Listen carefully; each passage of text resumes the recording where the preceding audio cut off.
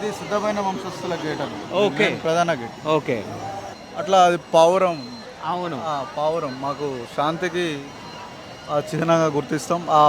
తామర. ఆ తామర పువ్వు మాకు మా చెరువులలో కానివ్వండి, ఇక్కడ ఎక్కడ కానివ్వండి, ఆ తామర పువ్వు మేము తీసుకొస్తాం కాబట్టి అట్లా పెట్టుకుంటాం. ఓకే. ఇది 5 పలకలు సమ్మక్క బండాని గోత్రం అంటారు. ఓకే. 5వ గొట్టు. సమ్మక్క చంద వంశస్థులు కాబట్టి ఓకే. ఆ చంద వంశస్థులకు ఇట్లా 5 పలకలు ఉంటాయి.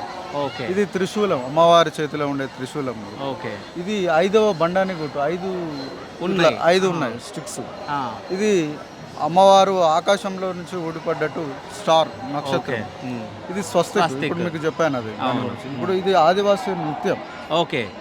ఆదివాసీ నృత్యం డోలు వాయిద్యాలతో మాకు ఇట్లా దింసా డ్యాన్స్ అని అంటారు. అవునవును. అట్లా ఓకే. ఒక్కొక్క దానికి ఒక్కొక్క మీనింగ్ ఉంది. ఓకే.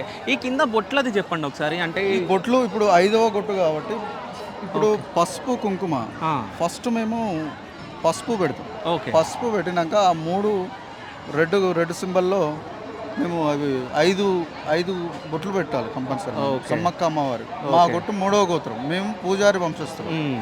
అమ్మవారేమో 5వ గోత్రం. ఓకే. ఆ 5వ గోత్రం నుంచి 3వ గోత్రంకు పెళ్లి చేసుకున్నది కాబట్టి 3వ గోత్రకంలో ఉంటుంది. ఓకే.